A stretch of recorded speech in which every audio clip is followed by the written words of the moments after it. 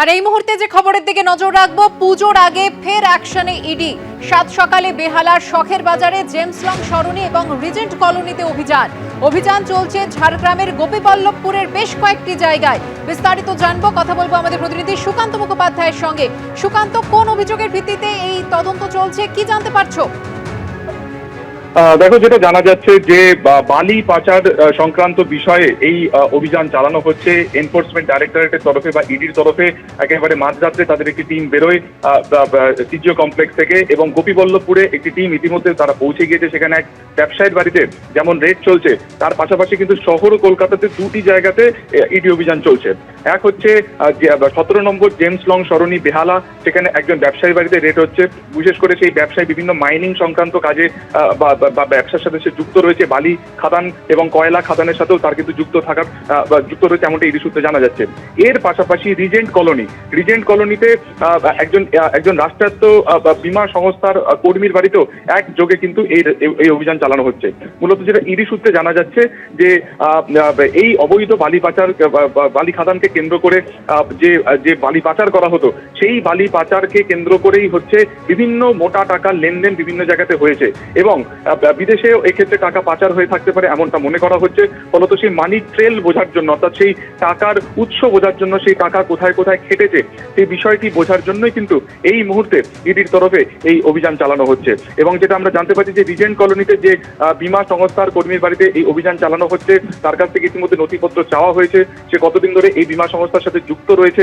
এবং যেটা ইডি মনে করছে যে এই বালি খাদান সংক্রান্ত বিষয় যে অবৈধ পাচার হয়েছে, সেই পাচারের টাকা এই এলআইসি এই যে বীমা সংস্থা রয়েছে, সেই বীমা সংস্থার বিভিন্ন বন্ডের মাধ্যমে বা বিভিন্ন জায়গাতে কিন্তু ইনভেস্ট করা হয়েছে। ফলত কোথায় কোথায় বা কারা কারা বেনিফিশিয়ারি হয়েছে, কারা কারা আর্থিকভাবে লাভবান হয়েছে, পুরো বিষয়টি খতিয়ে দেখতেই কিন্তু এই মুহূর্তে ইডির তরফে তৎপরতা।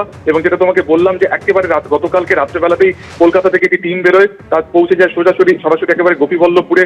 আজকে সকালবেলায় সেই টিম গিয়ে পৌঁছয়, এবং তারপরে সকাল 6:30টার কিছু পরে কলকাতার দুটো যে অ্যাড্রেস রয়েছে, একটি হচ্ছে বেহালার একজন ব্যবসায়ীর বাড়িতে রেড হচ্ছে জেমস লং সরণিতে, এবং একই যোগে কিন্তু এই রিজেন্ট কলোনির যে বীমা সংস্থার যে কর্মী রয়েছে তার বাড়িতেও একযোগে এই অভিযান চালানো হচ্ছে। এবং বীমা সংস্থার যে কর্মী, তিনি এই মুহূর্তে বাড়িতেই রয়েছে, তাকে জিজ্ঞাসাবাদ করা হচ্ছে এবং যাবতীয় নথিপত্র পুরোটাই কিন্তু চেক করা হচ্ছে বা পরীক্ষা করা হচ্ছে, এই মানি ট্রেল বা টাকার উৎস বোঝার জন্য, বা কোন কোন অ্যাকাউন্টে বা কোন কোন খাতে এই টাকা গেছে সেটা বোঝার জন্য। শিক্ষক নিয়োগে দুর্নীতি খুবই দুর্ভাগ্যজনক। বর্তমান সময়ে শিক্ষকরা পেশাদার, মানুষ করার কারিগর নন। শিক্ষা এখন পেশা, মিশন নয়। বরানগরে শিক্ষক দিবসের মঞ্চে মন্তব্য করে বিতর্কে সৌগত রায়। শিক্ষকদের আক্রমণ করে তৃণমূল সাংসদের প্রশ্ন, মাইনে তো অনেক বাড়িয়েছি, টিউশনি কি বাজার থেকে তুলে দিতে পেরেছি? ভাইরাল হয়েছে অনুষ্ঠানের ভিডিও, সমালোচনায় সরব বিরোধীরা। শিক্ষক অনেক হচ্ছে, অনেক পেশাদার শিক্ষক হচ্ছে, কিন্তু মানুষ গড়ার কারিগর আর হচ্ছে না। নিয়োগ নিয়ে দুর্নীতিকে দুর্ভাগ্যজনক বলে মন্তব্য করেও বর্তমান শিক্ষকদের আদর্শ নিয়ে প্রকাশ্য মঞ্চ থেকে প্রশ্ন তুললেন তৃণমূল সাংসদ সৌগত রায়। আপনারা ভেবে দেখবেন, মাইনে তো অনেক বাড়িয়েছে, টিউশনি কি বাজার থেকে তুলে দিতে পেরেছে? এখন ঠিকই যে শিক্ষকদের আন্দোলনে বাস চলে না, কিন্তু সেই ডেডিকেশনটা চলে গিয়েছে। শিক্ষক নিয়োগ নিয়ে যেসব প্রশ্ন উঠে, আমি তার মধ্যে যেতে চাই না। এটা খুব দুর্ভাগ্যজনক যে আমাদের দেশে এটা হচ্ছে। উত্তর 24 পরগনার বরানগর পুরসভার 33 নম্বর ওয়ার্ডে শিক্ষক দিবসের অনুষ্ঠান। শুক্রবার সেই অনুষ্ঠানে বিতর্কিত মন্তব্য করেন দমদমের তৃণমূল কংগ্রেস সাংসদ। ভাইরাল হয়েছে সেই ভিডিও। আমি নিজেকে প্রশ্ন করি, আমি নিজে 35 বছর কলেজে পড়াতে, যে সত্যি কি শিক্ষার উন্নতি হয়েছে? আমার নিজের মনে উত্তর হচ্ছে না।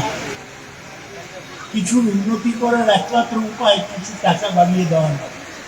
যে কোনো কিছু আপনি করেন না কেন, তার মধ্যে একটা আদর্শ ব্যাপার থাকে। সবটাই পৃথিবীতে টাকা আনা পাইয়ে হিসেবে। আমরা যখন ছোট ছিলাম তখন শিক্ষা একটা পেশা ছিল, শিক্ষা একটা মিশন ছিল। নিয়োগ দুর্নীতি ও রাজ্যের শিক্ষা ব্যবস্থা নিয়ে তৃণমূল কংগ্রেস ও সৌগত রায়কে তীব্র কটাক্ষ করেছে বিরোধীরা। সৌগতবাবু সিনিয়র মানুষ, উনি স্বীকার করছেন এটাই সবচেয়ে বড় কথা। সবাই জানে শিক্ষার এখানে কিচ্ছু নেই। আজকে সাদা খাতা জমা দিয়েও সে শিক্ষার্থী হচ্ছে, আর যারা ভালোভাবে পড়াশোনা করে যারা পাশ করেছে তাদেরকেও আবার পরীক্ষায় বসতে হচ্ছে। সেই অধ্যাপক সৌগত রায় তৃণমূলের আমলে এসে হাতে হাতে টাকা নিয়েছেন। উনি কি মিশন টিশন কিসব শোনাচ্ছেন? যে বলার যোগ্যতা আছে নাকি ওনার? তৃণমূলের অসৎ সঙ্গে গিয়ে অধ্যাপক সৌগত রায় নারদকাণ্ডের সৌগত রায় হয়েছেন। বছরে বছরে চাকরি করে এসএসসি চাকরি পেত যারা, এই অসৎ সঙ্গের রাজত্বে এসে এখন চাকুরি হারা হচ্ছে। এসএসসির চাকরির তালিকা দেয় না, চাকরি হারাদের তালিকা দেয়। বিরোধীদের পাল্টা জবাব দিয়েছে তৃণমূল।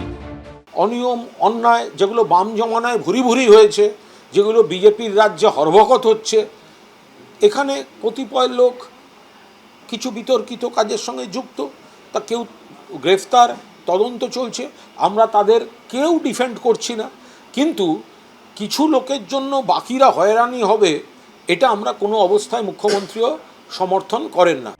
শিক্ষক নিয়োগে দুর্নীতি নিয়ে রাজ্য জুড়ে তোলপাড়। দীর্ঘ 9 বছর পর রবিবার হলো নবম দশমের শিক্ষক নিয়োগের পরীক্ষা। কড়া নিরাপত্তা, নজরদারি থেকে প্রশ্নপত্র ও ওয়েমার শিটের কার্বন কপি পরীক্ষার্থীদের হাতে তুলে দিয়ে পরীক্ষার স্বচ্ছতা বজায় রাখার আপ্রাণ চেষ্টা করেছে এসএসসি। এই প্রেক্ষাপটে শিক্ষক নিয়োগ দুর্নীতি, শিক্ষক ও শিক্ষার মান নিয়ে দলীয় তৃণমূল সাংসদের মন্তব্যে নতুন বিতর্ক তৈরি হলো। সমীরণ পাল, রাজা চট্টোপাধ্যায়, অনির্বাণ বিশ্বাস, এবিপি আনন্দ। কেউ কালো পোশাক পরে পরীক্ষা দিতে এসেছেন, কারো আবার বুকে কালো ব্যাজ। 9 বছর পর স্কুল সার্ভিস কমিশনের পরীক্ষা দিতে প্রতীকী প্রতিবাদে সামিল হলেন চাকরিহারা শিক্ষকদের একাংশ। দুর্নীতির প্রশ্নে নিশানায় বিঁধলেন স্কুল সার্ভিস কমিশনকে। আমাদেরকে জোর করে চাপিয়ে দেওয়া হচ্ছে চিটায়, তার জন্য আমরা এই প্রতীকী কালো পোশাক পরেই আজকে সরকারের দুর্নীতির জন্য আমরা বাধ্য হচ্ছি পরীক্ষা দিতে। 9 বছর আগে পরীক্ষায় উত্তীর্ণ হয়ে পেয়েছিলেন শিক্ষকতার চাকরি। হাড় ভাঙা খাটনির ফলে পাওয়া সেই চাকরিটা যে থাকবে না তা ঘুণাক্ষরেও বুঝতে পারেননি ওরা। কোটি কোটি টাকার দুর্নীতিতে চলে গেছে হকের চাকরি, কিন্তু অনিচ্ছা সত্ত্বেও শুধুমাত্র পরিবারের কথা ভেবে 9 বছর পর রবিবার অনেক চাকরিহারা যোগ্য শিক্ষক ফের বাধ্য হলেন পরীক্ষায় বসতে। সেই সঙ্গে উগরে দিলেন ক্ষোভও। আমরা এই সিস্টেমের শিকার, আমরা যাবো কোথায়? সেই জন্য পরীক্ষা বসা। আমার চাকরিটা গেছে সরকারের জন্য, আমি এবার নতুন করে পরীক্ষা দিতে এসেছি। সে পাপ করেছে, তার দায় আমি ধুতে এসেছি আজকে। পরীক্ষা দিলেও প্রতীকী প্রতিবাদ হিসেবে কেউ পরে আসেন কালো পোশাক, কারুর বুকে কালো ব্যাজ। এই স্বচ্ছতা যদি বিগত দিনে থাকতো তাহলে আমাদের চাকরিগুলো যেত না। স্বচ্ছভাবে হোক, যারাই পাবে স্বচ্ছভাবে পাক, এবং যোগ্যদের কেউ যেন বঞ্চিত না হয়। যেখানে টোটাল সিস্টেমটা পচে গেছে সেখান থেকে ভালো থাকার আশা করাটাই মূর্খামি হবে। সরকার 100% কেন, তার উপরেও যদি তাকে যত পার্সেন্টেজ দেওয়া যায় সব পার্সেন্টেজটা টোটাল সরকার দায়ী। বাঁকুড়া রাজগ্রাম বিবেকানন্দ হিন্দু বিদ্যালয়ে কালো টি শার্টে হোক প্রতিবাদ লিখে পরীক্ষা দিতে আসেন এই পরীক্ষার্থী। এই সরকার তো আমাদেরকে আবার নতুন করে লড়াই করতে শেখালো যে অন্যায়ের বিরুদ্ধে প্রতিবাদ হোক।